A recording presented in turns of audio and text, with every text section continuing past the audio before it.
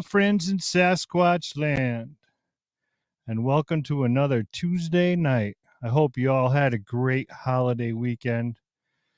Ours was very busy here at the house. The kids had a great time. Santa came, lots of gifts. It was a good time for everybody. So I hope everybody else's weekend went well also. I'd like to say hello to a couple of people in the chat. Mr. Mike Morgan's in the house tonight. Our friend Brown Dwarf from Cali is in the house. BF Bud, how you doing tonight? Blue Eye Northern, of course, is with us. Boots on the Ground with Barb is with us. Eyes in the Woods, hello there. D Worm, hello, how are you? PJ Arkansas, how are you tonight? We have a great show for you tonight. I had to do a little searching, and I got a name from the past. He's been in the forest.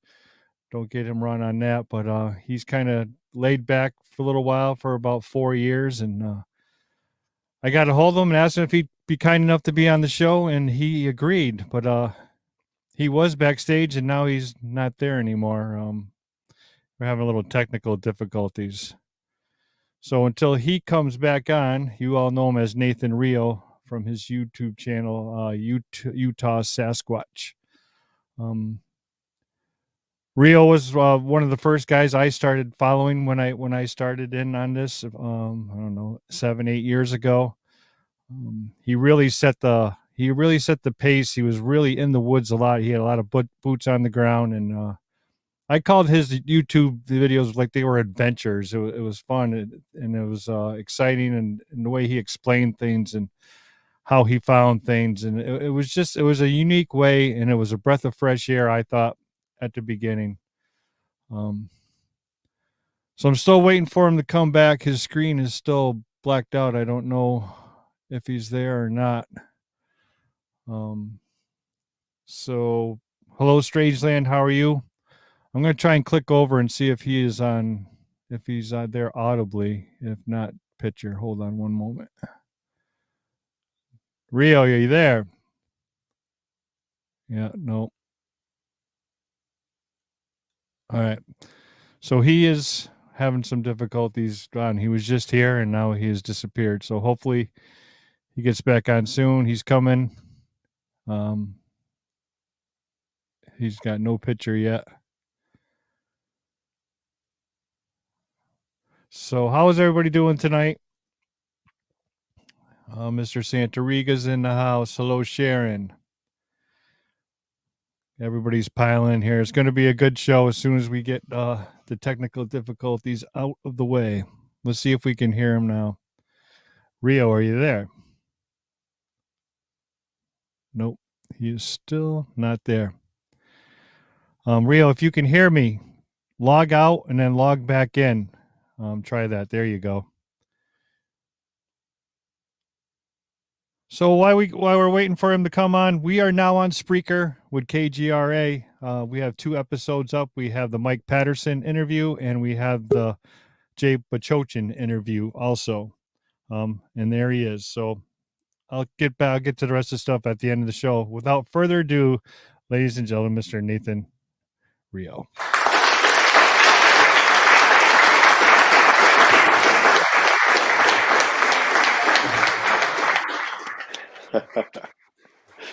Applause, dang, man.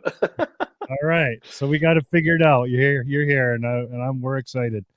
I got out of the thing. I redid it, and so it worked. So, yeah. So everybody, here's Rio. He's back in action. He's been out of loop for how long now? 4 years? Yeah, some 4 or 5 years. Why don't you give some people, are new to you and new to all this. Why don't you give everybody a little bit of background, how you started off in the Sasquatch world and how you progressed a little bit, and then we'll go from there. Cool. Yeah. So, can you hear me okay? Yeah, perfect. Okay. So I became obsessed with the Bigfoot stuff, trying to prove to my nephew that Sasquatch was stupid and fake, and that a responsible, well-researched person wouldn't believe in such things.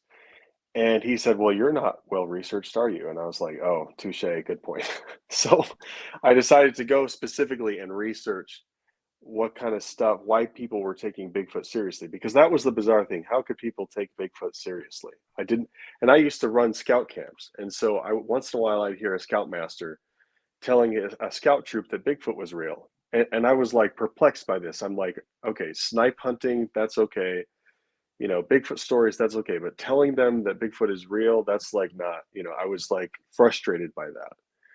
And so I'm a I'm a pretty skeptical guy, and it was just really turned my world upside down to learn through research that there was incredible evidence of Sasquatch going back thousands of years in the same area, the same geography.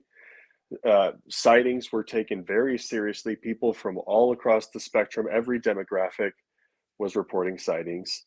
They were happening in the same clusters. It was very serious, actually. I learned that there was a whole community. There's a Bigfoot community, and uh, and then, of course, I was like, okay, all that's neat, but I'm still not going to believe, until I taste it myself. I need to go out there and actually experience, see what I can.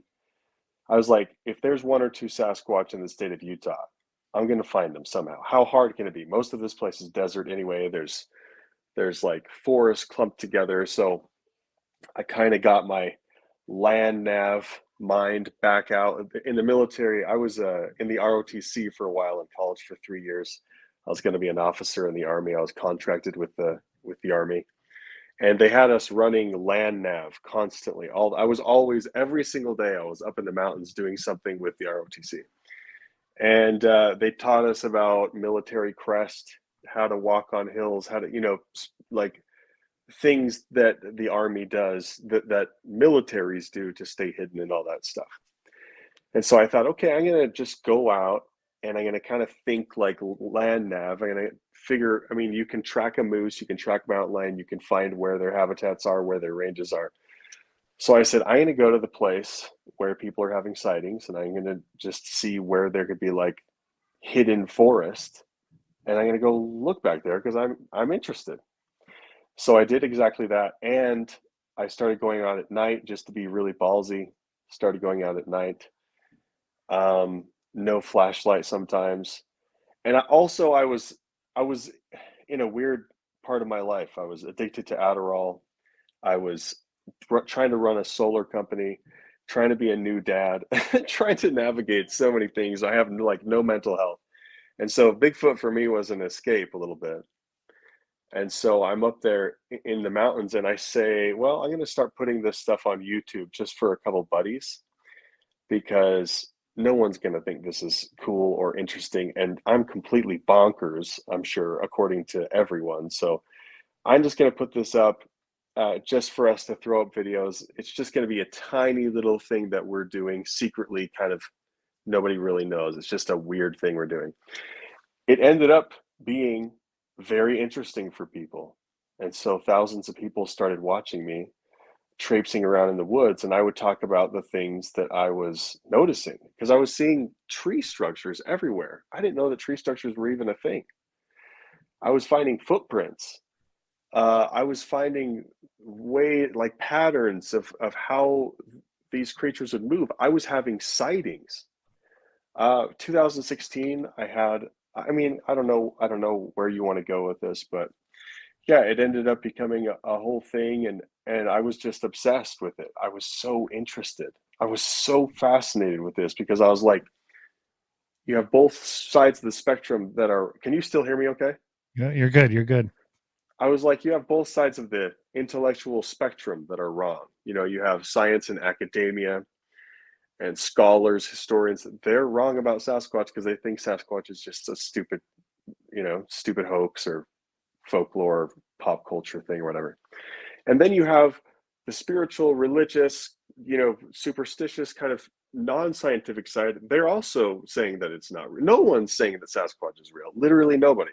The whole spectrum of society was wrong about Sasquatch, except for this tiny little niche online, this niche of people that were very serious about it. You know, there is hoaxing and there is like funny goofiness and stuff, but that's not really the Bigfoot community. The Bigfoot community is like a niche of people that is stone cold serious about the existence of Sasquatch. Many thousands of people claim to have seen this thing, and way more people believe in it than you would ever realize. I realized I went into the rabbit hole like way too far. One of the comments on my video once, it said, "This guy's gonna get a divorce over Sasquatch." I went into, I mean, I'm still happily married, you know. I have 4 kids. I have a very happy family.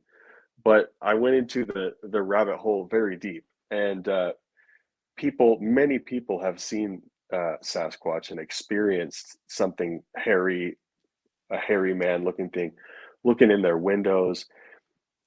But you and I talked about this, and I don't know how deep we want to go. We can go as deep as you want, but over the years, I started off thinking, well, this is just a very smart, like autistically smart ape, like layers of intellect above what a mountain lion is. A mountain lion is you know, a mountain lion is very good at hiding, and this thing somehow is just it's just an ape, just flesh and blood. There's no paranormal. There's no woo woo.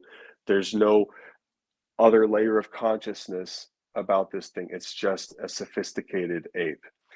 And you can interrupt me whenever you want, but last Oh, time you and I were, before we get in a little bit farther down the road, when you first yeah, started, did you just take it upon yourself and make up your own theories, or did you follow someone? Were you listening to somebody? Did you have any guidance, or did you just dive in by yourself?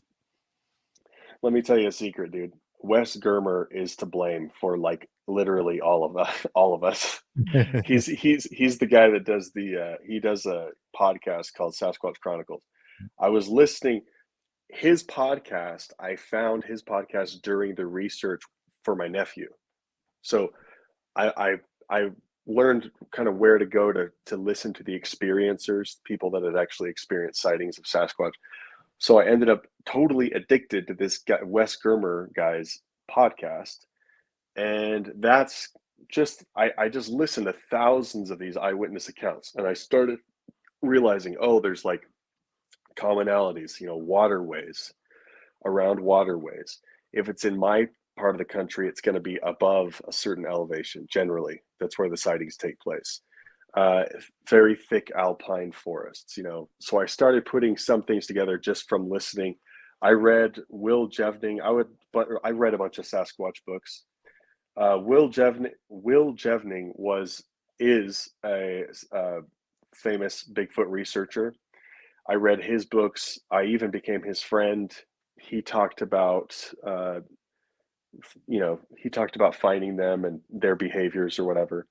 And so that's kind of where I started pulling stuff from. But at the time when I was doing my YouTube video, I didn't think I was doing anything new or interesting.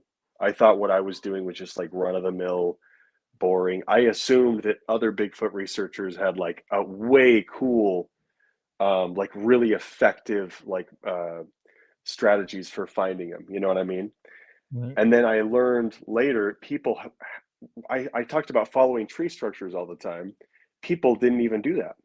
But I learned that later. So I ended up kind of being this new thing. Sorry, what was the question? I'm going off course. Oh no, you're doing it perfect. You're doing it perfect. That's how most of us go by. Just like like you explained, you find out for yourself, but then you talk to other people. Like that's the best part about the Bigfoot community. You could reach out. Like I could reach out and get a hold of you, and you'll talk to me, and we'll talk back and forth. Or you can reach out to Wes, and if Wes has time, he'll talk to you or anybody in the field, and everybody shares, what's going on, and that's the best part about when you first start doing this and you get bit by the bug. There's people out there you can reach out, get a hold of, and help you. When you started, I was just starting. I was just Mhm. starting this 7 years ago. I was just starting. And Maria and I remember my wife would sit up and we would watch. We would watch you because you explained things. You told everybody what you were doing. You just didn't point to something. You had an idea, you explained it, and you made it so everybody could understand it. Layman's terms. You weren't like this big, I mean, obviously have the verbiage to be, a college scholar or whatever. You're a Thank smart man, you.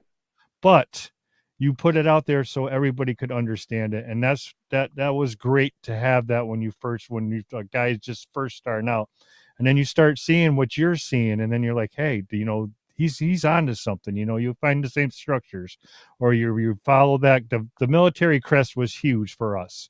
That's how we had our first interactions here where I'm from, is following that military crest, because they would always be above us and we would be below them, and we knew they were above us because we could hear them. So when I first started, I just saying, I applaud, and a lot of people followed you. I mean, you had thousands of people watching you, and it's just the way you handled everything, and it was very well done.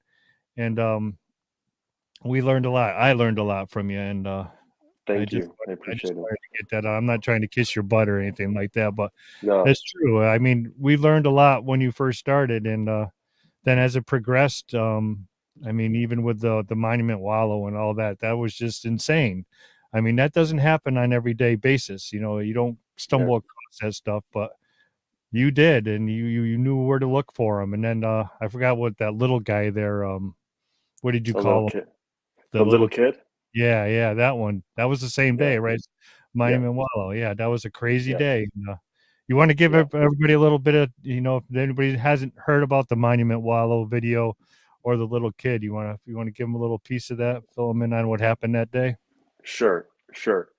So the little kid was a beautiful. I call it the little kid. That's probably not a great title for it, but it was a beautiful sighting that I had. It's my favorite sighting. There was another thermal sighting that I had that lasted about like more than half an hour, and it was just through a thermal, and it was one of the most beautiful experiences. But that's a different one. But this is actually my third sighting. The little kid was my third sighting.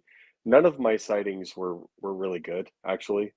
The little kid though was good, and the thermal was good later. But so the little kid was, I was already in this spot that I was having all sorts of encounters and wood knocks and tree structures and prints, and I was already taking people out there.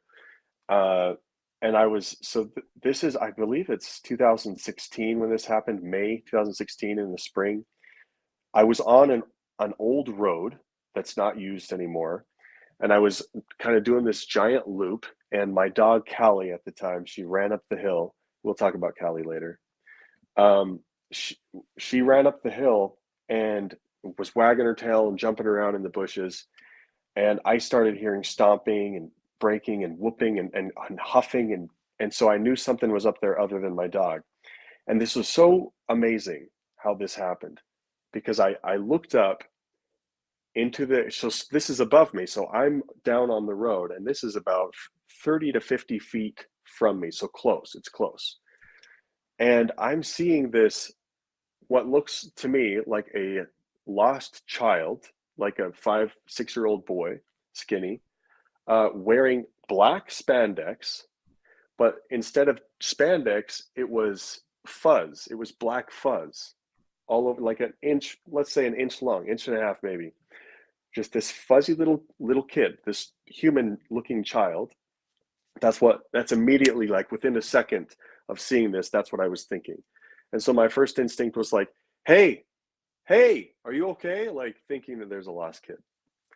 But now this starts to get weird, because it was squatting all the way down and then standing almost completely erect. Its knees were bent a little bit, but it was doing that so like faster than humanly possible. So there were elements of this sighting that didn't make sense to me, and that still don't make sense to me.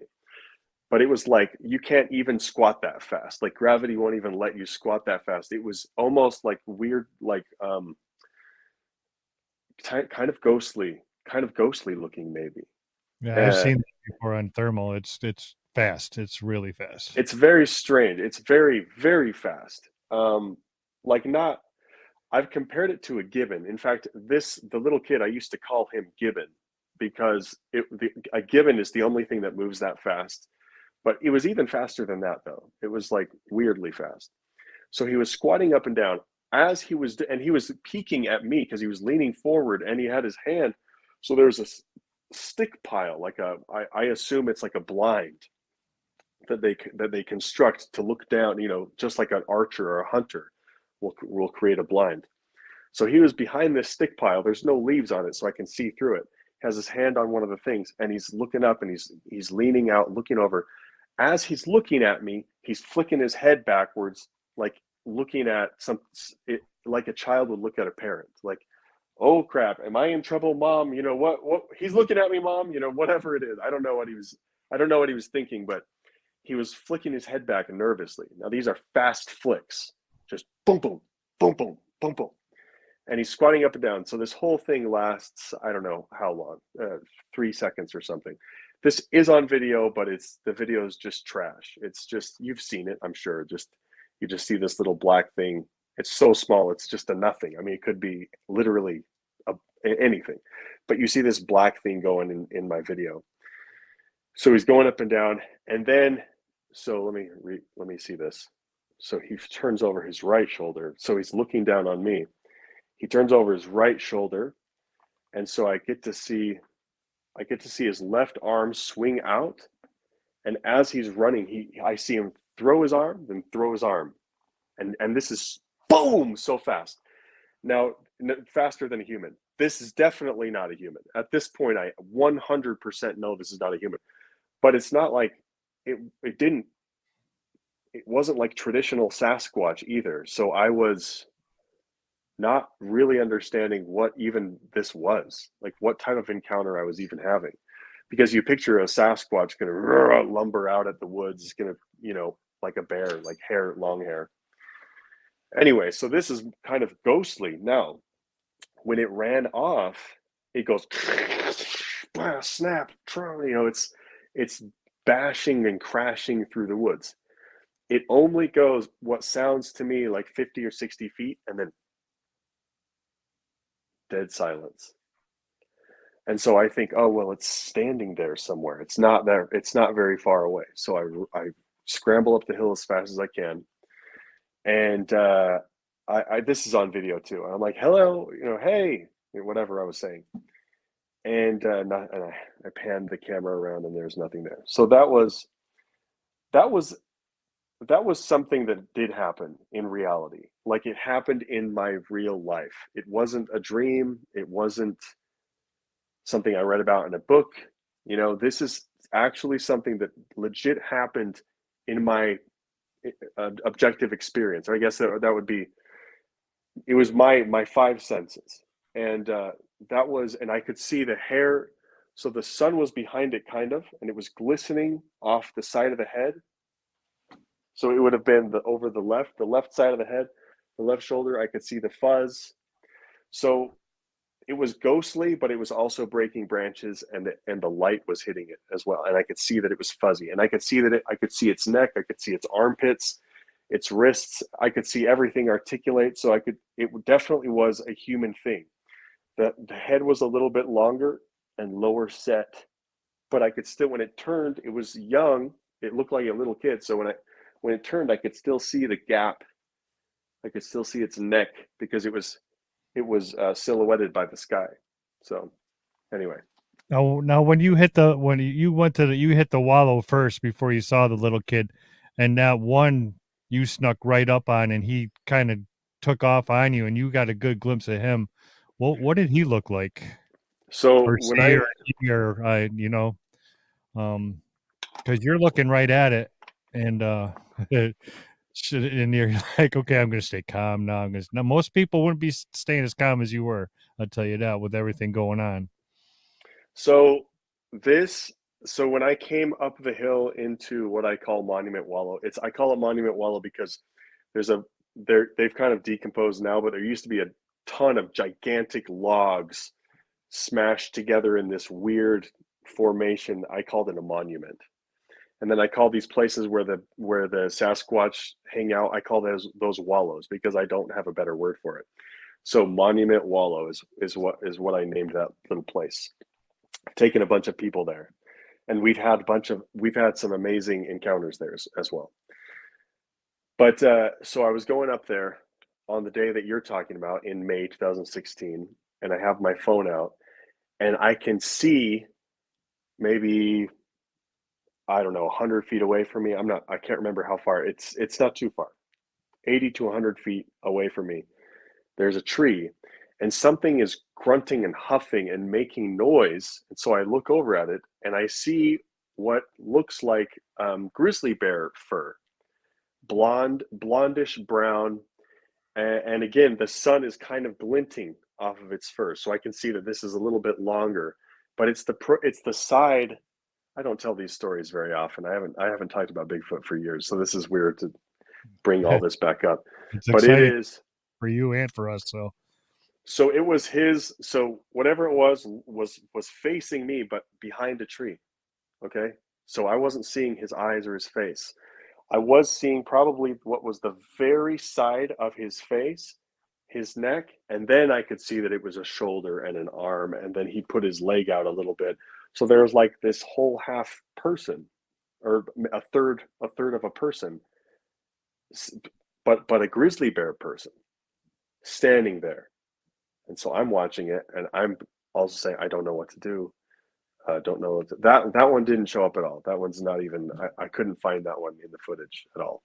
I mean, this is just a stupid little cell phone, so whatever. And so I waited, and I thought, this is the type of thing that I'm interested in. This is what I want. I'm still curious. And so maybe this thing is giving me signs to leave, because sometimes animals will huff at you and they'll do stuff to get you to leave. But I'm going to continue, and I hope this doesn't offend any of you or whatever. But I'm going to continue because I'm curious, and this is what I want. This is what I came out here for. So I continued up. I didn't see anything else. As far as a sighting, didn't see anything else while I was traipsing around the wallow area, but I was hearing things, and that happened often. I used to go there by myself before I was doing the YouTube channel and everything. I used to go there by myself and sit there and hear the wood knocks and the whoops. I haven't heard any wood knocks or whoops there in the past, like, what is it, 2022? I haven't heard wood knocks there for 4 or 5 years. So I probably took too many people in there and maybe ruined the area. So I don't know. How many do you think were around you that day? Because there was tons of different vocals coming from the north, the south, the east. You even heard like little things that sounded like little baby chimpanzees that were screeching. The squealy things. And now this is all something that I tried to make it exciting for my fans, and I told them for weeks. I was saying, hey, I have this really cool thing that I'm trying to edit right now, trying to make it good. Okay. And this is where Monument Wallow runs into all sorts of problems, because I tried to recreate this beautiful experience for people, and I edited the audio, and I put on boosters and amplifiers and tried to make it exciting or whatever. But I wasn't able to capture some of those sounds in the audio, but the squealy sounds was up over the hill. So I don't know what that was, but let's just say that it was I was picturing like a mother holding a baby, just from the way that it sounded. I don't know. Then there was stuff going on behind me. There was stuff going on down the hill to the right, kind of where I saw that first one. And then there was stuff going on in front of me too. So it was, but again, I was just standing there saying, okay, well, I don't know for certain if this is aggression or if I should leave or whatever. So that was an interesting experience. It was not uncommon though.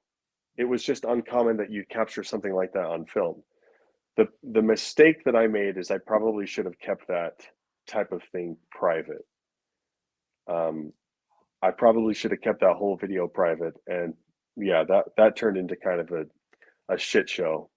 But anyway, but and you then get from excited. there, You get excited. You want to share it with everybody, because that's what you're doing.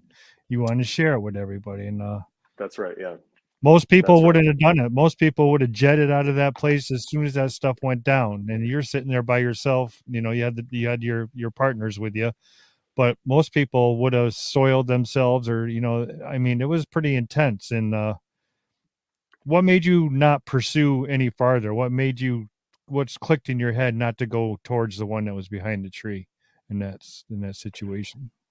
Well, okay, the one that was behind the tree, the reason that was probably for me the scariest part, because I was like, that's a grizzly bear. Like there's a large animal right there, and they're making noise, and I can see them. They're sticking out, and they kind of like jutted themselves out. It looked like intentional, like it was their left side because they're looking at me. So they're like doing this, and I'm not seeing their face, but I'm seeing the side of their head, and they were making, I can't even remember what type of noise they were making. They were making noise to get me to notice them. It seemed. It seemed. Okay. I mean, I'm putting a narrative to this. I don't know what actually their intention was, but uh so that was the scary thing. So I didn't want to walk directly towards that. I just wanted to stay there, watch it, and then I said, okay, well, I'm going to go up to the side. I'm not going to go straight towards you. I don't want to be. I don't want. I think that what I was thinking is I just don't want to be aggressive, and so I walked up to the side into the wallow, thinking that I was still going to have be interacting with this thing, but then that all stopped, and I didn't see anything again. One of the coolest parts to me. Now we can start to talk about like the woo type side of things, because one of the one of my favorite parts of the whole experience was eventually I did walk down to where I saw that. If you remember the video, because I was in the wallow for like 26 or 30 minutes or something. At the end, that's actually how I exited. Is I walked down exactly where that thing had been sticking out, but I worked up the courage and I worked my way around, and there was a big pile of pine trees and stuff, and I walked through and didn't see anything. But as I was walking out of the wallow, I heard a whoo, like right in my ear, very close, and that's like the best. That's the best audio on the whole thing. And so I turned around that, and this is a. I didn't talk a lot about this at first. In fact, these types of experiences where you'd hear weird things close and you'd like turn around, or you'd have a wood knock right next to you on a tree, or you'd see like a man duck down or jump behind a tree in your peripheral vision. You're seeing weird things in your peripheral vision, that look like black people, just shadow people. But you turn and they're flitting around, or I'm not. I don't want to make it sound like it's happens all the time, but once in a while you'd see something that looked like a person go flitting by. Anyway, so leaving Monument Wallow was one of those times where I got a vocalization, very loud, very clearly, and it was male, and it was an adult, uh, and it was. I turned around, looked behind all the trees, looked behind the bushes. Nothing was there. Yeah, that's amazing how they can do that, and it's still Yeah, unexplained. Yeah, did they throw their voice, or is it just you? Obviously, your recorder picked it up, but was it just for you, meant for you to hear, and you had the recorder? I mean, just a million possibilities of what, well, how they do that. How long? All right, we're gonna move a little bit forward now. Um, how long before it took you to realize that there was something else about these guys? It wasn't just um, they were smart. They were just didn't have these certain traits to them. When did you notice that there was really something? Something I don't even know how to explain it. How would you explain it? Paranormal like type yeah. going on with them. Paranormal. I think that's the word. Uh, I tried to avoid paranormal stuff, and superstitious stuff really bothers me. You know this. I'm very skeptical of stuff. I'm not religious at all. And so I'm just very skeptical. It was actually happening the whole freaking time. It was happening the whole time. I just didn't know where to fit stuff, or if it was legitimately happening, or if it was just in my head, because I was on Adderall, and I was scared that some things would happen, and I'm like, what is happening right now? Like, am I losing my mind a little bit? So I'm seeing people sometimes jump behind tree or, shadow people, because it's Mhm. not like a shadow dog or a shadow. It's not just like a random spot. Like you can see that this is a person in your peripheral vision, and it jumps behind. You don't even notice that it's there until it moves, and it jumps behind a thing, and you look over, and sometimes you look over before it's even behind the thing, and it still is not there. So I thought, okay, I'm going crazy. I don't know what this is. But then I was out with one of my friends, and we were hiking through a place on the North Ogden Divide in North Ogden, Utah. If you ever want to go Sasquatching, the North Ogden Divide is a great place. It's like a highway that goes up and over some beautiful forested mountains. So we were in a canyon down there. I call it Cowboys Paradise. I don't know what the real name of the canyon is. And we're hiking through, and I see one of these shadow guys go running, take a few steps, run and jump behind a tree. And both of us, here's the experience, is both of us were like, oh, and we both looked up there.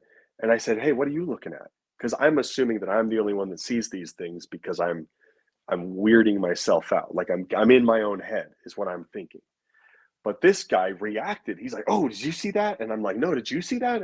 Yeah, I was like, "You have to tell me, what did you see?" And he's like, "Well, it was weird, but it's like I saw this shadow man ninja thing like go running right there, and he pointed to the same spot from behind that little pine tree, and then jumped behind that thing." And I was like, "Okay, that's exactly." And he's like, "When I turned my head, it was like not there." And I was like, "Okay, you just described exactly what I see." Okay. So I was like, all right. So we start going up this hill. Now we're not taking our eyes off of this tree, because if something jumps out, we're gonna. So I say to him, I'm gonna go straight at it. I want you to flank around to the left. Both of us are gonna go up the hill. We're gonna end up at this tree. So we go up there. While we're midway up the hill, he's like, "Oh, oh, oh, there it goes," or whatever. I couldn't see that part, but he said that it ran from the pine tree up further behind the rock, dash behind the rock. But it's the same experience, something that wasn't really there. Okay. So we get to the tree that it ran out from behind, this little sapling. Sure enough, prints, prints. So we see these human prints in the snow and the mud and the needles. Or I can't remember if there was, I don't think, was there snow? I think there may have been some crusty snow somewhere. But there was these prints going across and then behind this tree. And then from there, they were boom, they were a couple bounds and then going behind the boulder. So exactly what he said while we were midway up the hill, he's like, "There it goes." His story was corroborated by the prints. And so now we have another person that experienced the weirdness that I experienced, and we have prints. And so that is when I started to say, okay, I can't, I'm not going to deny this anymore. There's something definitely ghostly, paranormal going on with Sasquatch. Now, this is kind of where, unfortunately, some people are like, "They're demons. They're demons." I don't think that's what it is at all. I think that we are encountering an intelligent life form that is somehow not totally in our space of perception. I'm not saying that it's necessarily in a different dimension or anything, but I'm saying that the space that we perceive is only this big, and it's like happening like right on the edges of what we perceive. And as our perception grows, whatever that phenomenon is going to become clearer. But it's not. I don't know. I don't have the answers. I don't Mhm. have the answers. You know what Do I you mean? think there's an ET connection? I can see. I honestly feel like extraterrestrials are probably much more intelligent than us. I feel like uh, they're coming from a higher space of consciousness. Um, so it makes sense that if there was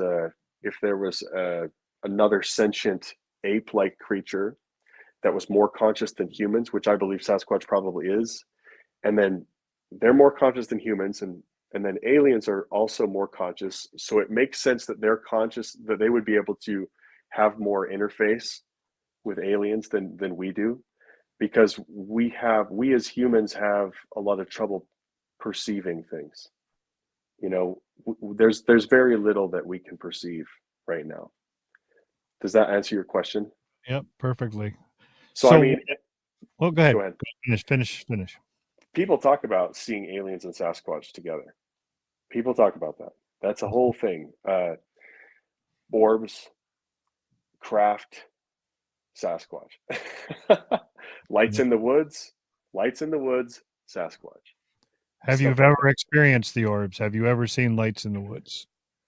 I've never seen an orb. I want to. I Yeah, I've mean, never seen one either. And well, I seen something that resembled a, or it looked more like a bird to me. It was a bright blue phoenix bird. It was crazy. I was in the wow, Ozark Mountains. And it just came down and fluttered away, and then it was gone. It was wow. beautiful. It was like a bright blue. It was really cool, but it wasn't an orb. We saw a bright blue. This is weird. We saw a bright blue shooting star once while we were up there in near Monument Wallow. We saw this bright blue shooting star going, in my opinion, pretty slow, but it had a beautiful blue tail. It was just the whole thing was so blue. And yeah, that was weird. That was weird. Then we heard six beautiful screams that night. Man, I've had some beautiful encounters up there. Right.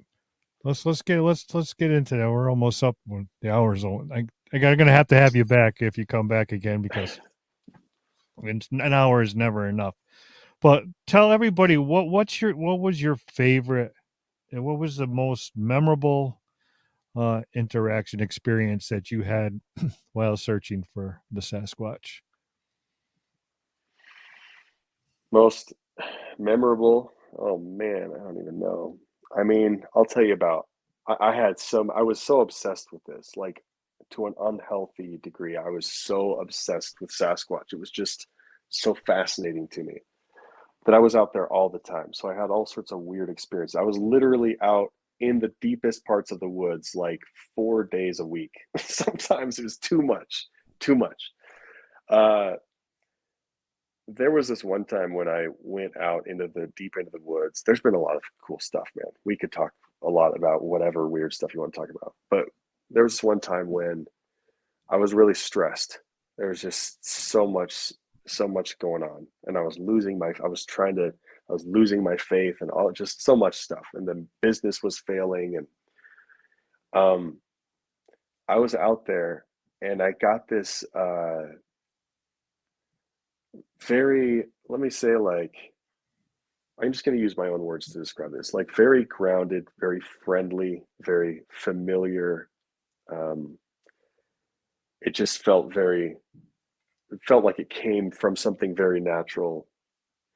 And it said, you have a journey to be on your own journey, like be on your journey. And it was talking about like, it's nice that you're out here searching for us. And it's nice that that you're following your curiosity and all these things. But in the end, you have your life is the thing you need to be living. You know, you're not living for this YouTube channel or whatever, uh, or or this one mystery. Like you have your kids, your wife, your career, your all your demons that you need to battle. You have all your stuff at home, and it was like be on your journey and learn to love your journey. And I was told this, like it came to me really strongly while I was out deep in the woods following tree structures. Uh, and that's one of the that this is more of a beautiful, peaceful story. And these types of stories people don't really share about Sasquatch. I'm sure they do happen though. I'm sure more people have very loving, like connection type stories when it comes to well, probably all animals, right? But when it comes to Sasquatch, I'm sure that there's a bunch of these types of stories. And there are a couple of times where there was just a lot of goodwill and a lot of feeling of familiarity and like, oh, this is the earth and oh man, how can I even describe this? There was another time too when I was having an encounter, and there was this one, and it's the only time that I could ever say that I maybe heard a Sasquatch sing. She was going, oh, it was over the. Did you get an echo from that? Sorry. No, no, that was pretty wild though. It was up over the hill, and I don't know what it was. I assumed at first it was maybe somebody who was lost in the woods calling their dog or something. But I listened for a long time, and it was somebody making this kind of melodious sound, and I thought that was really interesting. Um, and it was that same day that I was sitting there, and I wasn't hiking around. I was sitting in a wallow, and I got another kind of impression that these interactions are kind of it's like interacting almost with the heart of the forest. Like if the forest could be a person, if the forest itself were an entity, or if the forest itself could give you a gift, it would be the gift of an interaction with Sasquatch. And so it just felt very beautiful. So I've had scary stuff happen, but I've also had some of the more beautiful things happen. So Do you think the forest opened up more to you due to the amount of time that you spent in the forest compared to just like if you would go once a week? Do you think going 4 or 5 times a week definitely changed, the forest for you and opened up doors that would have probably never have been opened if you were just a weekend warrior? So I'm going to tell you, I have a different opinion. That I differ in opinions pretty much from everybody when it comes to this topic because I don't think I'm special in any way. I don't think that the Sasquatch built a rapport with me necessarily. And I know a lot of researchers are like, you got to go out there and sit and build rapport, and then they'll accept you into the blah blah blah. And I don't. I'm not really thinking. That's not how I think about this. I'm not saying they're wrong. I'm just saying that I think the reason that I was having so many encounters was I was obsessed with it. I was very keyed into anything uh, that that might be evidence or whatever.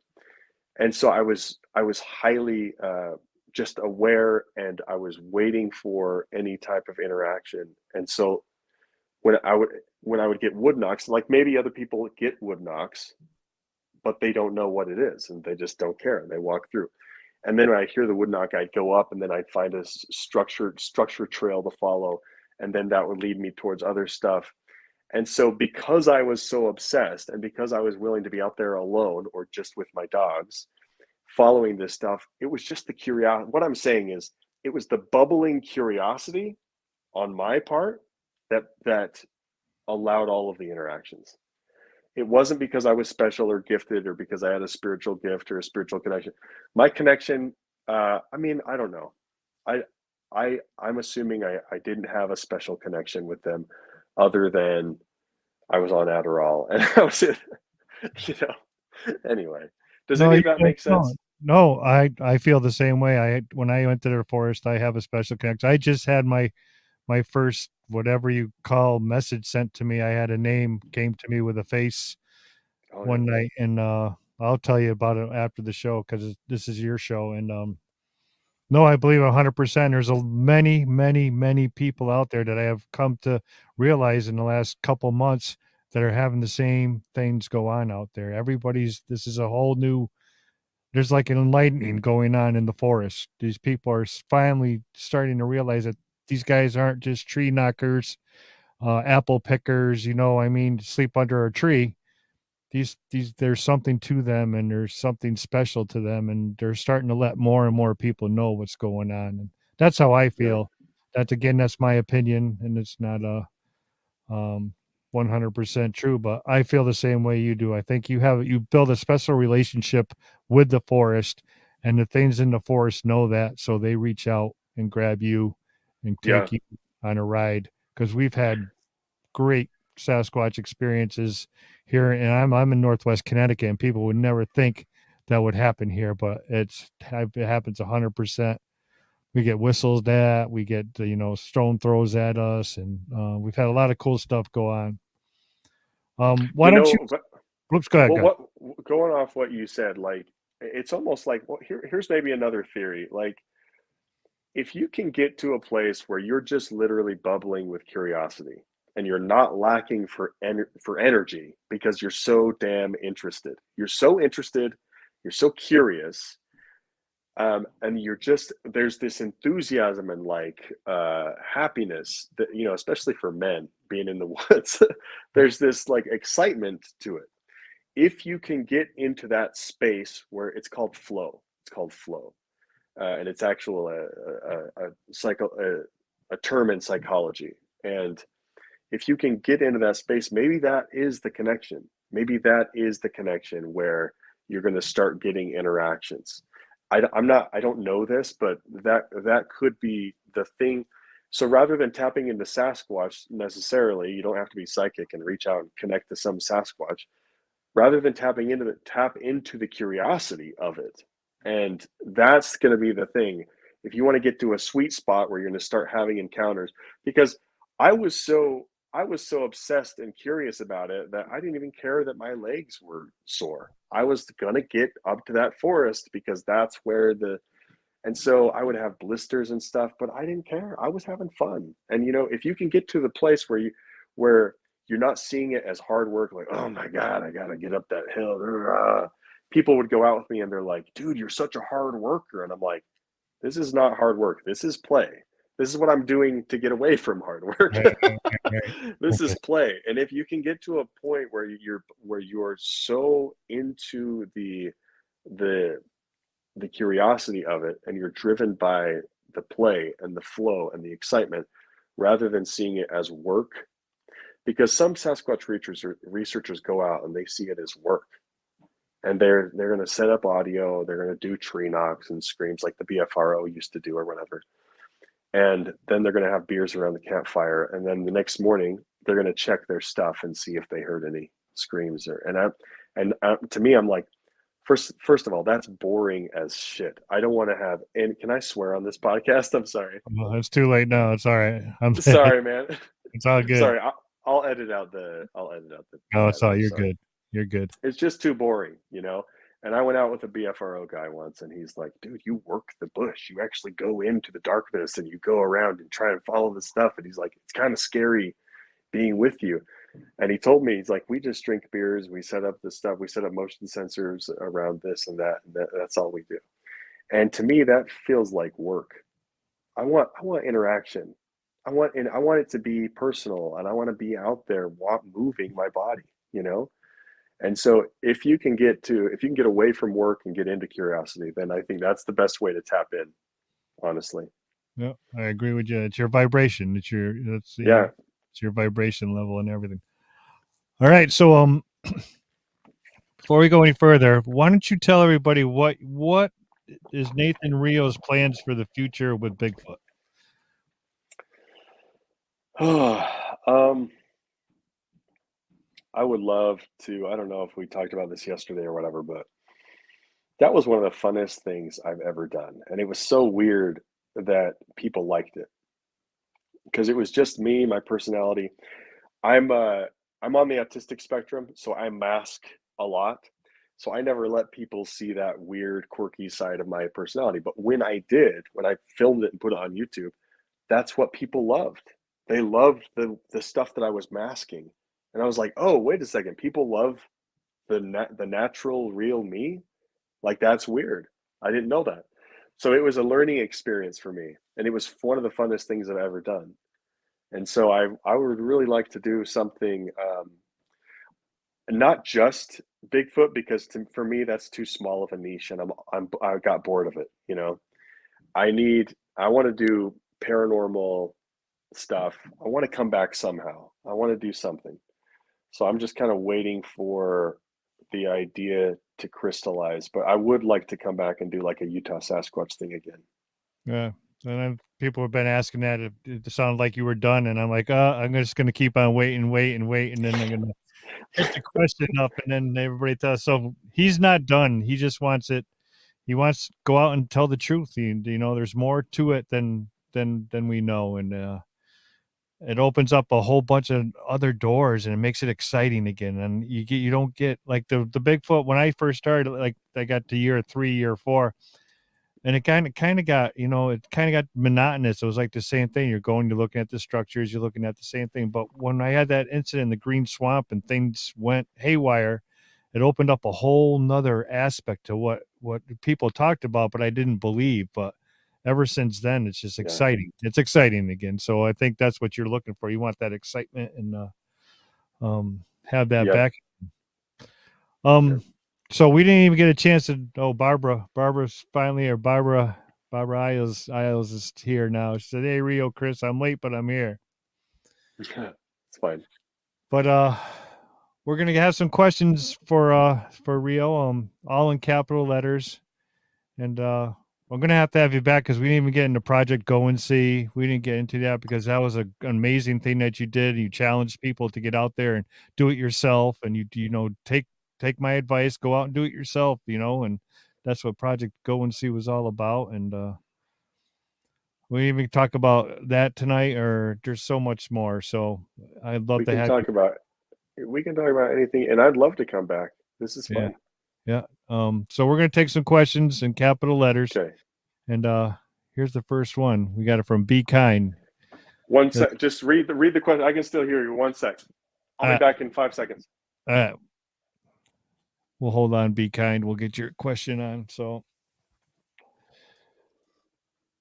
yeah. So Rio's gonna still stay at it, and hopefully we see him back on YouTube again doing his thing. I'm here. Hold on. Okay. Go for it. So the question is, Nathan, did they ever follow you home, hitchhiker? I freaking wish, man. I wish, dude. Because I'm friends with Mike Patterson. I don't know. I don't care what other people think about Mike Patterson. He and I have talked about some stuff. He's he's had some freaking weird stuff like following him home. I know that like lots of people have stories. I mean, Yeah, he was just on the show last week. oh, was he cool, Yeah. man? Yeah.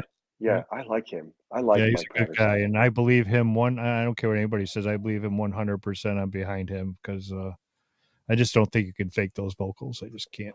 But I feel like I have to say something about him. He and I did this. We had a YouTube thing where it was we interviewed each other for like 3 hours. It was fun. It was great. Uh, Orbs during that. Remember this, everybody. I want people to remember what I'm saying.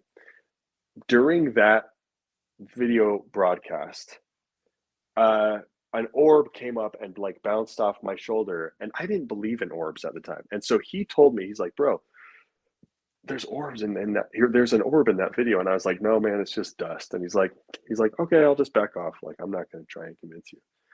And he gave me the timestamp, and I went back and looked, and sure enough, you see this light thing come in and like go like hit my shoulder and go up. It was so weird. And so, Mike, I'm sorry that I wrote you off about that. I've never apologized to him about this. You were right. And even after I saw that orb hit my shoulder, uh, I still didn't say anything publicly. I was just too nervous to talk about that type of stuff. But to go back to the question, what was it? did you ever have a hitchhiker like they come home with you? I had one time I heard of this super loud Indian scream outside of the front of my house. And it was the same night that I interviewed Mike Patterson, and it was like, it's like this whole huge long scream, and it was like long. It lasted for like 8 or 9 seconds.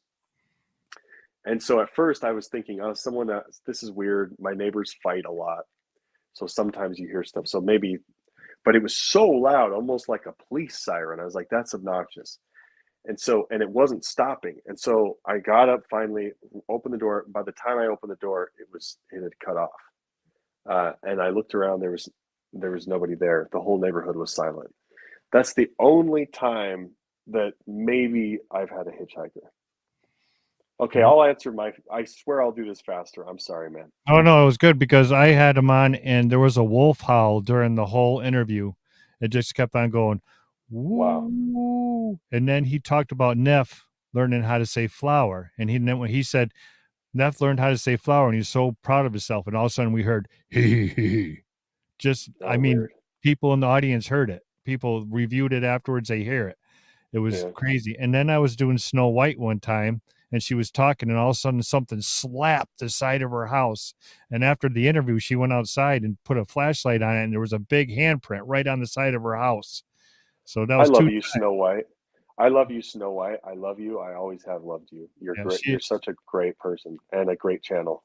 she is my favoriteest of all. I really do. I She's love. great. She is great. I really do. Yeah. All right, let's get to some more questions instead. All right.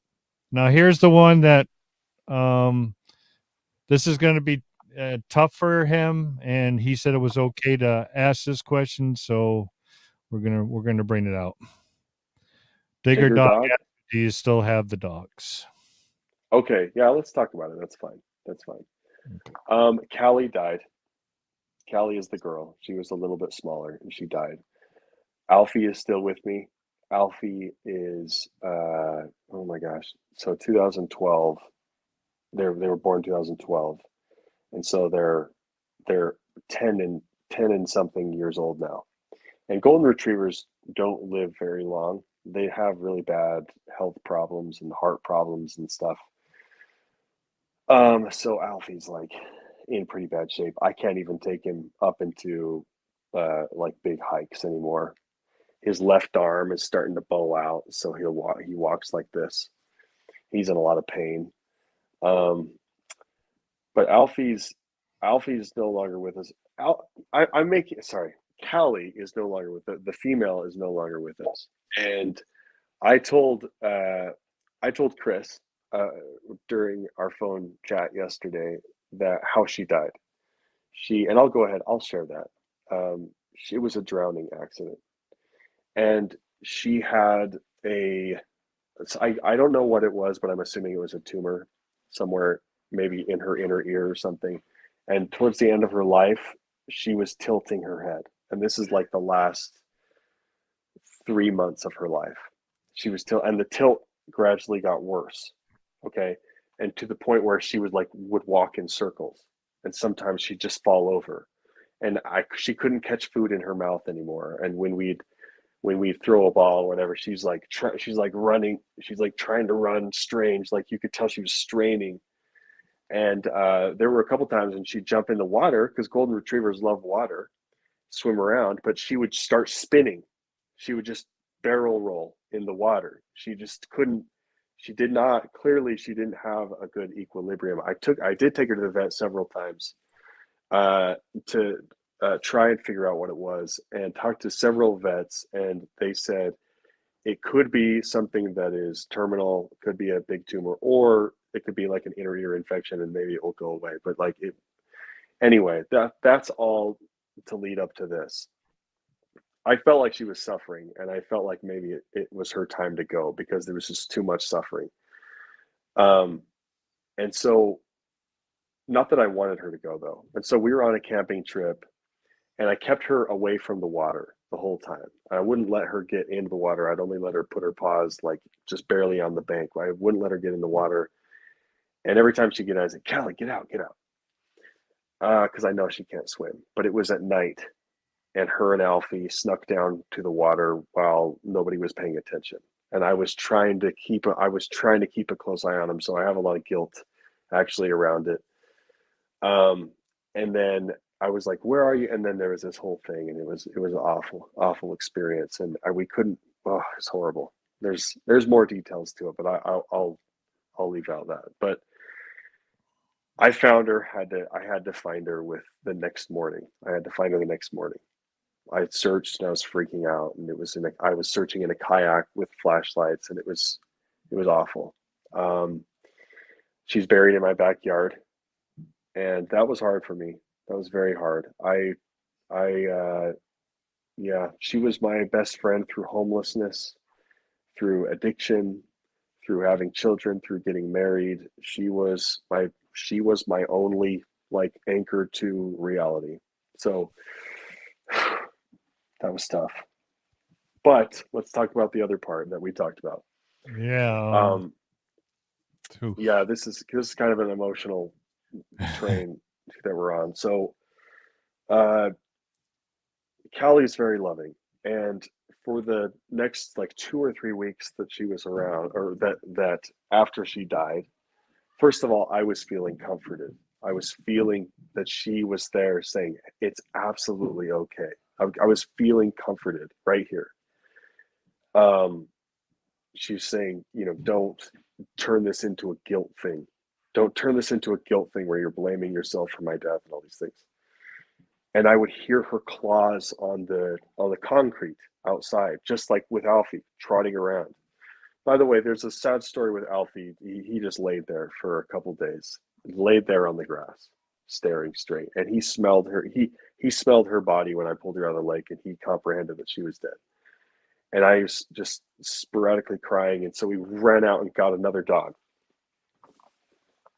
and it's a beautiful dark brown labradoodle. It's a labradoodle, so it's super dark. The most athletic, beautiful animal you've ever seen. My gosh, it's crazy.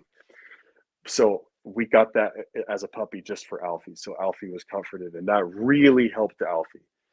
Um, but I could hear her claws, and I could hear her panting, and sometimes I could like feel something maybe around my leg. But this happened for like 2 or 3 weeks, and it was very subtle. It wasn't like it was like anyway. One day I sat down outside and I just said out loud, I said, Callie, I don't want you to hang around me. I need you to get out. We've been through some dark times together. I want you to move on. I want you don't have to be around me and Alfie. You know, I'm gonna forgive myself for the accident. Alfie's doing okay. And I just talked to her. And then there was no more, and then I didn't hear her or anything. So she moved on. So I feel that there's a lot of happiness now actually surrounding the Cali situation. Yeah, That man. was tough. Yeah, and that's why I asked you last night, and then because I knew the question would come up, and I didn't know how to. I didn't know until last night what happened to everybody, and I was brought to tears myself, and still tearing up right now. That's tough. That's tough, but I mean, wow. And I'm very sorry. That's all I can say. That's why we called it adventures when you seen you and the dogs and Miriam Reo. Oh, well, what adventure are they on today? Because they would always right there running through the woods and, get back here. And, one would take off and he'll be all right. We'll find him later. And that was usually Alfie. He was usually the one taking off and doing what he wanted. Alfie, yeah. Yeah. Yeah. But I don't know if I say thank you for sharing or just um, my heart goes out to you. I really does because I know how much she meant to you. So I'm Thanks, very man. sorry. Well, like, you know, here's the thing about dogs. They only live, you know, a decade and a half, right? So it's gonna come at some point. That hard part where they die is gonna come. Like that's part of having a dog. Mm. And like I said, look, I mean, in the end, was it really a good time for her to pass? Yeah, I have to be honest. And this is something that I feel that was coming through to me really strongly is like it was a good time to pass. Like living with that much vertigo constantly, not even being able to walk or climb up the stairs anymore. Like it was her time. It was probably a good time for her to pass. So No more I suffering. processed it. I processed it. So it's okay. But Okay. thanks for allowing me to talk about it. All right. Well, let's just move on here. We'll get another question. Do you have time to research anymore with your growing family? No. Nope. That one's easy. I go out with a couple of buddies, me and Rex, me and Nate. There's a couple, and they do YouTube stuff too. I like once every like 3 months or something. But dude, I had 3 kids in diapers at one time. 3 kids, changing 3 different kids. I'm just so busy at home, and now I only have one in diapers. But I'm feeling like it's time for me to go back out and do something exciting. So I'm like I said, I'm waiting for that opportunity, and then I want to start something back up. Well, I'm coming. Um, we're No, coming. I'm coming with you. You're the one that does like the weird stuff, man. I don't do anything weird. It just happens that way. But You no, I'm travel coming to though. that place where that nobody Oh spends yeah. the night. Yeah. Yes, you are. That'd be wonderful. I'm looking forward to it. Yep. So okay, here's the next one. What's the most wood knocks you've ever had during an encounter? Dude, Dave Troutman is he just like this. That's I freaking love Dave Troutman. I love Dave. He's one of my best buddies in the Bigfoot All right. community. Let's see. Me and Dave, speaking of, we heard freaking dozens, at least dozens of wood knock. We heard weird, dude. That whole experience was weird. That's one of the weirder nights. And Dave came out. Where are you at? He's in Ohio. So Dave drove out from Ohio while he was having like all this. He was having some major health complications while he was out here, and it was hard for him to even walk. I think it was a kidney stone or something. So this guy is a freaking trooper because in all of that pain, he went with me still up into some high terrain, and he was not disappointed. Let's just say that he was not disappointed. Dave, is he commenting? He No, you was just not said, dis. He actually went on Sasquatch Chronicles to talk about what happened, and we heard tons of wood knocks. At one time I've heard dozens and dozens of wood knocks.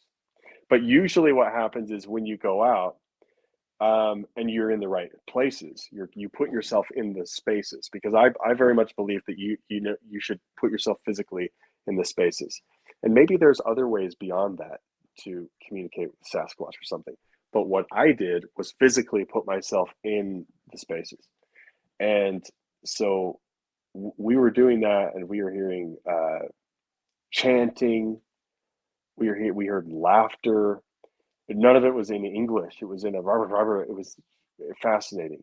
And then we actually went in the darkness out there on the road. Dave, he was very uncomfortable during this part.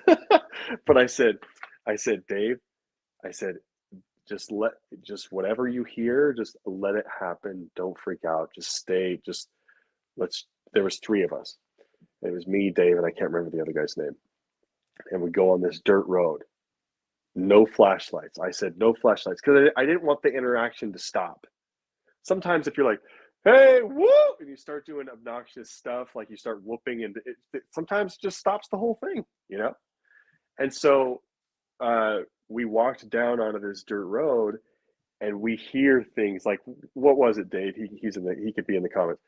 5 or 6 different things start coming towards us slowly in a circle around us. And he was so uncomfortable. He's like, we can't be here right now. We can't, this is not the place we need to be. Please, we need to end this. We need to end this. And it felt like they were just getting so close. And we ended up walking back out and going back to the side of the meadow anyway, it was an amazing encounter. It was really cool. here's something from Dave too. He said, "Loved your dogs, Rio. Can't imagine how many Sasquatch they've seen." Yeah. And Digger Dog, the one that asked the question, he said, "Sorry to hear they helped with interactions, had so much joy in them." So Yeah. it's very nice, Thanks, guys. Dave. Yeah. All right, let's see what else we got here. So many question. Here we go from Mr. Santariga asks, does Nathan believe that Sasquatch people can raise their vibration to change the spectrum of light they're in? I have no idea, man. I have no idea at all. I mean, basically, he's trying to make sense of the whole invisibility thing, is what he's doing. And like lots of people claim to have seen like a Sasquatch disappear or become transparent or invisible. And I Mhm. have no idea how that happens. And there's been a lot of theories that are proposed. Some people say they they change in our perception, so we no longer see them. Other people say they phase into a new frequency. Other people say this, and other like Mike Patterson believes that they're interdimensional, or that they are able to step into a different place that to us would be behind the veil. And if you think about veil, think about the word veil. Everybody always says, "Oh, well, we can't see beyond the veil." So ghost, what's beyond the veil, right? Ghosts are beyond the veil. God is behind the veil. The afterlife is behind the veil. Aliens maybe are behind the veil. Maybe Sasquatch is behind it. Maybe anything in a different dimension is behind the veil. And if you think about the concept of a veil, it's just the limits of your perception. That's all the veil is, if you think about it. So for whatever reason, they're able to go into a visible spectrum with us. They're visible to us. And then sometimes, I've never seen this myself, but sometimes maybe they're no longer in that space. That's all I can say. You probably have, I mean, you have your opinions too. I don't know. No, I agree about the veil. I agree about. I think they're all behind there, and I think when the veil gets thin, you can either see them or they can see you, and you can interact. And that's my thoughts on it. I just saw a craft uh, a month ago. Me and Maria were going out to vote, and this thing just came out Okay. of nowhere, and it was the size of a football field, and it came, and then it did a little path, and then it just disappeared into it gone, just a blink of an eye gone, and it was the craziest thing. The size, how'd you get an idea of the size though? It was 50 feet over our house. It was What? huge. Yeah, and Over then the people your house? over our house, and then Maria was with me, and there was people out in the parking lot, and we're pointing up at the sky. We're going, look, look, look, look, and these people just kept on getting their groceries out of their cars. It was like we weren't even there, and that's the weirdest part about it. And even Maria freaks out about it. She goes, "It's like they weren't even listening to us."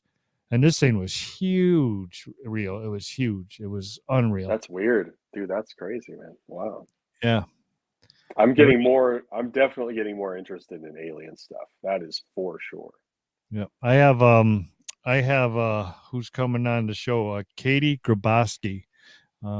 She has investigated the ranch in Colorado. Have you ever heard about that? The ranch out in Colorado. I'll send you Maybe. I'll send you a link after the show that you can watch the stuff. Ooh, it's It's great. like a Skinwalker Ranch of Yeah. Colorado. Yeah. Yeah, I've heard of it. Yeah. With the cube, and the Sasquatch grabs a cube and it ends up dying on the floor, and the aliens are, yeah, it's way out there. But she's going to be on the show because I'm totally into it after seeing what I've been seeing. So the alternative, what is it? The alternative I don't even know how to say that word. Contra. Contrarian. There you go. Thank you. What will you do differently next time you research? Oh man, I don't know, man.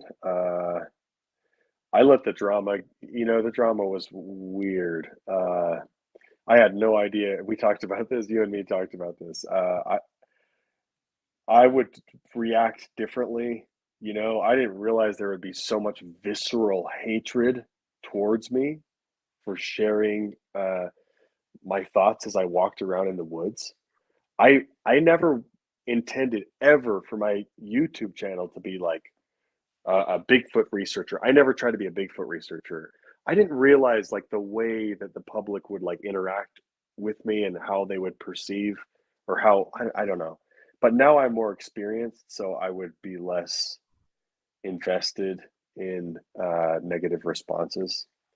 So I will do my social media career is not over. I will come back in some form. And when I do, I'm going to be a little bit more mature than I was last time. That's all I can say. Oh man, you went through a lot of stuff. I mean, when you were done, you looked like you were in a fight for your life with a bunch of people. I mean, looked beat up. I mean, look at you today. I told you that this today. You just look like a totally different person. And Thanks, man. sometimes you got to walk away from the trolls, man. I don't pay attention to them anymore. I just block them and move on. Yeah. Yeah. Okay, we're gonna take a couple more questions, then we'll let Rio go on with his night. This is my friend PJ Arkansas. She asks, have they left you gifts, and why do you think they leave gifts? That is something I don't know. Um, I have gotten gifts, or at least I think I've gotten gifts. Other animals do gifts. Ravens do gifts. I believe that primates do gifts. Um, I it seems to be something that does happen. Uh, Again, we have a mutual friend named Angie, right? Wait, can we not say her name? I'm sorry. You Anyway, can say Angie, just don't do the last oh, name. okay. Well, we have a friend who has incredible gifting stuff, like freaking out of this world, weird stuff. There's gifting, and there's sometimes signs that they'll make in sticks on the ground. Sometimes little weird structure things that they seem to make for us in some type of interaction. And I don't know why they would want to do that. I'm not sure why they'd want to do that. What do you think? I don't know. I think Angie should have a museum, to tell you the honest to God truth, because she's got Yeah, the prints that she's gotten lately on her car are like unreal. Like full arm from a baby with hair coming off of it right on her car window. It's just unreal. The stuff that it's just it's unreal. starting to get with her. It's kind of starting to get into like Ontario Sasquatch type waters, don't you think? Yeah, well, With they're Mike printing Todd. on her. She's got prints on her windows now and stuff like that. Yeah, And yeah, um, yeah, but she's a trooper. She keeps going at it. She does her thing, and that's why I applaud her. She doesn't let anybody steer her anyway. You know what I mean? Don't you can't steer her past what she thinks and what she believes, and I applaud her yeah, for that. yeah. So okay, all right. Let's see. Dave Troutman says Rio has a big set. Let me tell you. All right, love trees. Dave, I freaking love Dave. Dave, Yeah, you're awesome. you're gonna have to read all these comments when you after the show go back. Where can I even? I think I didn't. We talk about this. Yeah, you can go back and see all the comments on on the YouTube channel. Oh, there it is. I can see it right now. Okay, Mm, go ahead. You can continue. yeah, I'm trying to get to the next question. All right, our friend here that I can't say the part to, but where do the average researchers go wrong in their searching? Oh man. Well, first of all, I'm not an authority on Mm. researchers, and I never was a researcher. I never tried to like gather evidence and then turn it into some science, some college or university or something. Like I never did any of that. I think that the obvious answer, and you know this, and most of us know this, is like just don't get involved with the community and don't get involved with drama. And I hope that there's like more maturity, and I think there is. Like I've seen a couple of things that make me feel like there's like a lot of maturity and kind of more kind and brotherly feelings now in the Bigfoot community than there was a decade ago. But don't get involved with like the weird competitiveness between Bigfoot researchers because there definitely is competition between Bigfoot researchers and they all badmouth each other and it's just a horrible scenario. It's absolutely horrible. That pretty much will stop if you allow the negativity and the drama and the haters and the negative comments and whatever, if you allow that to spin you off into a place where you're no longer in flow. Now, we talked about this. The place to be is curiosity, flow, excitement, having fun, being a nerd, being freaking interested, doing and trying weird stuff. You know, that's where you want to be, where you are the one having fun. If you turn your head 180 degrees and now you're in this weird drama thing where you're focusing on other people instead of focusing on the object of interest, which in this case is Sasquatch, you're screwed. And like all researchers, Bigfoot researchers fall into the same. They all do the same thing. Well, back when I was involved, pretty much everyone was doing this. They would turn away from this, the thing that they loved that was interesting, and they would just go straight to the human drama. So I know that's maybe maybe I sound like a broken record because I used to talk about that, but that is seriously like the thing that they, you know, and then also they make because they get involved in the drama, they stop going camping and they stop going out into the woods. Like you got to get out there. That's the part that's fun. You know what I mean? Do your own So thing, that make your own path, make your own waves, make your own theories, because nobody knows. No, there's nothing etched in stone about the Sasquatch. Everybody has different interactions with them. Everybody has their own thing. Just I agree with you. Just do your own thing. Don't pay attention to the bullies and don't pay attention to the trolls because they got nothing better to do. They're going to attack you anyway. So just move on past them. I feel like we will. I just feel like I want to say this. I think that we are on the cusp or the verge of having a lot of more understanding in these areas. I think in the future, we will understand Bigfoot more than we do today. And so I do think there will be progress. And so it is important that like people come in here and do what I did. They like start thinking their own thoughts and asking their own questions and being really curious. All right. Yeah, it is happening and it is more accepted. And it's, I like I said, I've met hundreds of people in the last 3 months that are experiencing the same things I've experienced, and we're not alone. And it's now we just got to get the data together, and we're actually building a website for all encounters. It's not just going to be Oh, for cool. Sasquatch. We're going to have for orbs, AT, dogmen, everything. You're going to be able to put all your encounters in, and we're going to put them on a map, and you're going to be able to go and look at what's going on all around the country with it. So it needs to be done because there's so much of it. People need to be able to. They're scared. There's people that are scared of what's going on out there, and this helps them get a little release sharing what's going on at least. So if we can help 10 people with it, then that's 10 more people that we couldn't help before. So but Cool. I want to thank you so much for taking time out of your night to be here, man. It was great talking to you again, and we're definitely going to have you back because there's more to talk about. Is Um, Barb on here? is what's up? Is Barb on here? Because she kind Yeah, of set this up.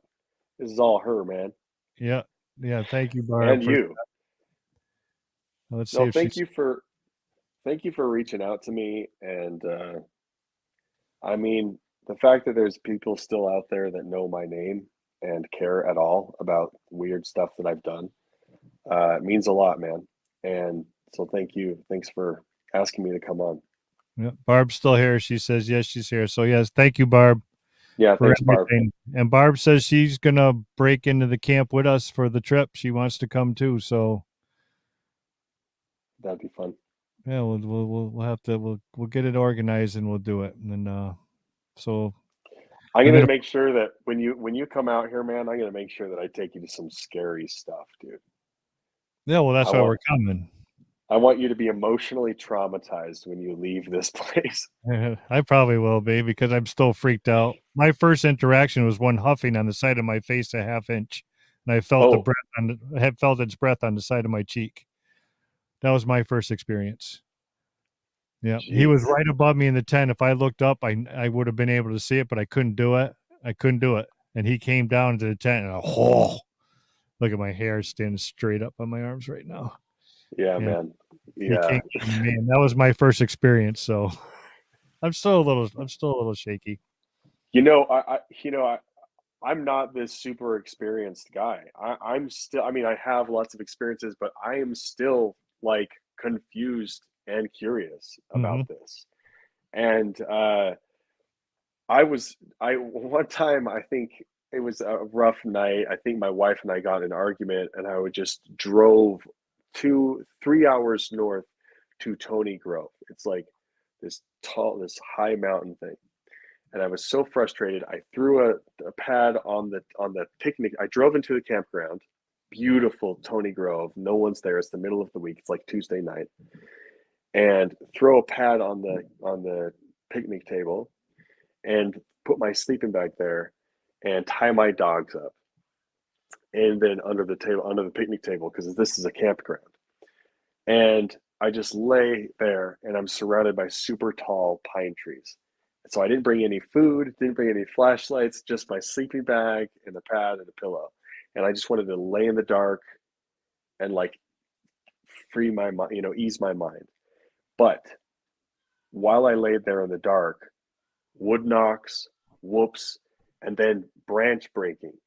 So Tony Grove is very, very active. It's a beautiful place in Utah. It's very high elevation. There's tons of sightings there. And I start to hear like kind of scary dog, like, like scary, growly, weird noises. And I realized, and I'm like, I'm Utah Sasquatch. I'm supposed to know what the hell is going on. But I didn't know what the hell was going on. And I was scared. I don't know. I still don't know what Sasquatch is.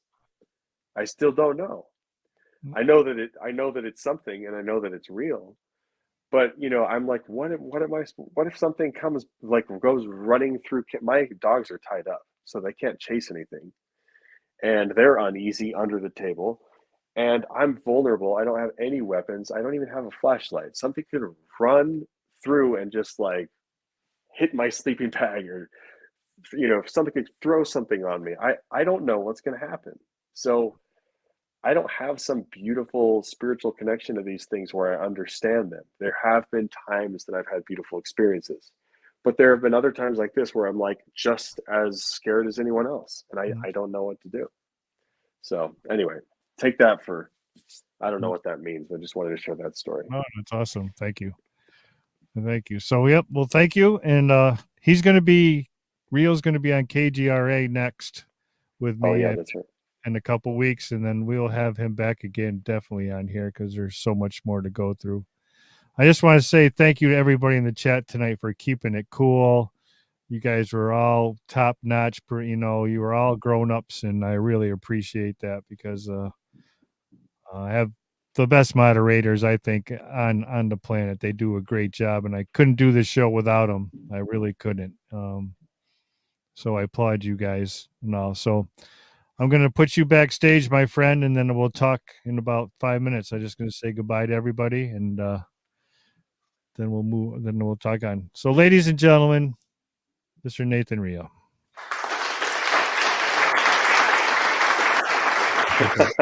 Thank you, my friend.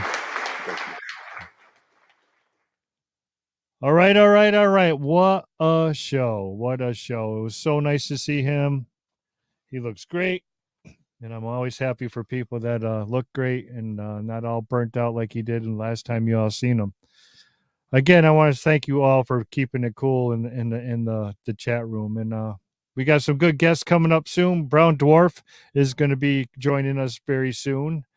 Along with, like I said, Katie Grabowski is on the channel, and Toby Johnson will be joining us with the homeowner from the Owl Lab himself. Daryl Adams will be with him, and this Thursday on KGRA, Toby and his buddy Brent Eisenberg talk more about the documentary coming out soon. So I hope to see you all on Thursday night at 7 p.m. Eastern. And again, thank you all for being here. And you know how it goes. You know what our buddy Larry says. Get in the woods, people.